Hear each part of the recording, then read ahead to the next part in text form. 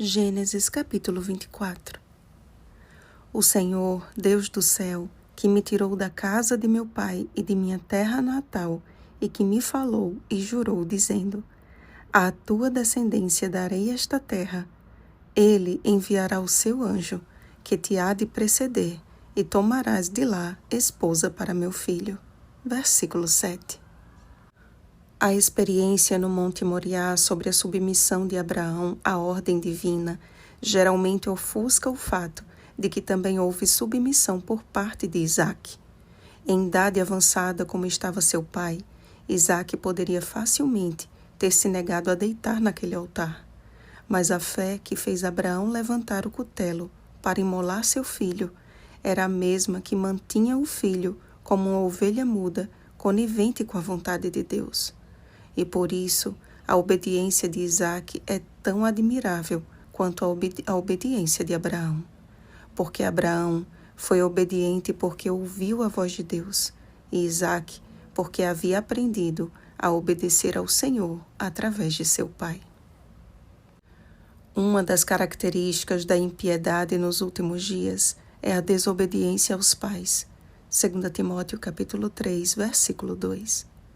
E uma das características da piedade é justamente o contrário, a união do coração dos pais aos filhos e dos filhos a seus pais. Malaquias capítulo 4, versículo 6.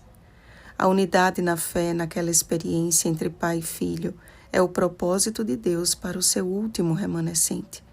O Espírito Santo tem apelado a cada coração para que busquemos ao Senhor enquanto podemos achá-lo e o invoquemos enquanto Ele está perto. Isaías capítulo 55, versículo 6. E isso, amados, em unidade. João capítulo 17, versículo 23. Notem que assim que o capítulo 22 de Gênesis encerra a experiência em Moriá, foi dada notícia a Abraão, Gênesis capítulo 22, versículo 20, de que seu irmão havia constituído descendência. E o detalhe mais interessante é que lhe foi dito que Betuel gerou a Rebeca. Gênesis capítulo 22, versículo 22. Era como se Abraão tivesse conhecido de antemão o nome de sua futura nora. A obediência de pai e filho seria recompensada. E no capítulo de hoje, mais uma vez, nos deparamos com a submissão de Isaque. A Bíblia diz que era Isaque de 40 anos quando tomou por esposa Rebeca. Gênesis capítulo 25, versículo 20. E em nenhum momento percebemos algum tipo de negativa por parte de Isaque, mas seu silêncio novamente declarou sua lealdade e confiança no Senhor. E mesmo apesar de seu caráter firme e íntegro, ainda assim, Abraão não confiou em enviá-lo à sua terra natal. Um cuidado que tantos têm dispensado a seus filhos, muitas vezes permitindo que vão e frequentem ambientes que podem corromper os bons costumes. 1 Coríntios capítulo 15, versículo 33. Guiado pelo Espírito Santo, certo de que o anjo do Senhor tomaria a frente daquela missão, Abraão enviou o seu servo de maior confiança à casa de seus parentes. Que tremenda responsabilidade daquele servo! E isso lhe pesou no coração, de forma que não ousou se dirigir a Deus em seu próprio nome, mas em nome de seu senhor Abraão. A comunhão de Abraão com Deus era tão profunda, tão intensa e tão visível, que seu nome tornou-se uma espécie de garantia para que aquela oração fosse atendida. E que relato magnífico de como Deus responde à oração humilde.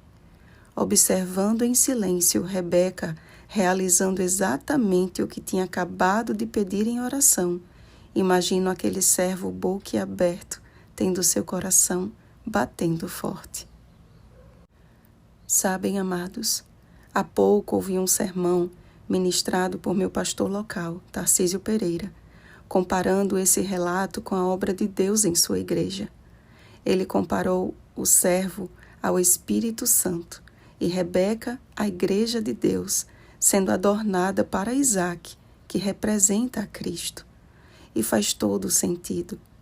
Como aquele servo teve pressa em levar uma esposa para o filho de seu senhor, muito formosa de aparência, virgem, a quem nenhum homem havia possuído, o Espírito Santo não vê a hora de apresentar a Cristo a sua igreja gloriosa, sem mácula, nem ruga, nem coisa semelhante, porém santa e sem defeito. Efésios capítulo 5, versículo 27. Portanto, amados, uma característica que precisa ser encontrada em nós é a submissão à vontade divina. Como pais, como filhos, como servos, o Senhor espera de nós nada menos do que a obediência. E não me interprete errado, por favor. Não estou falando em salvação por obras. Acredito que o que temos estudado em Gênesis nesses últimos dias são claros o suficiente quanto a isso. Que a nossa obediência seja gerada pela fé que temos no Senhor e nos seus planos. E a nossa submissão e confiança promova em outros o desejo de encontrar Jesus, o mesmo desejo que fez Rebeca declarar com convicção: irei. Então, como Isaque a amou, seremos amados por Cristo por toda a eternidade e seremos o seu consolo, pois ele verá o fruto do penoso trabalho de sua alma e ficará satisfeito. Isaías capítulo 53, versículo 11. Oremos, amados. Nosso Deus eterno, a tua palavra permanece viva e eficaz e permeia o nosso coração com a envolvente e maravilhosa obra do Espírito Santo. Louvado seja o teu nome. Queremos te ver através do estudo das Escrituras. Queremos te conhecer cada dia mais. Faz-nos submissos à tua vontade, Pai, e renova em nosso coração a alegria em tua salvação. Em nome de Jesus. Amém. Vigiemos e oremos. Um feliz sábado, filhos submissos ao Pai. Oremos pelo batismo do Espírito Santo. Oremos uns pelos outros. Rosana Garcia Barros.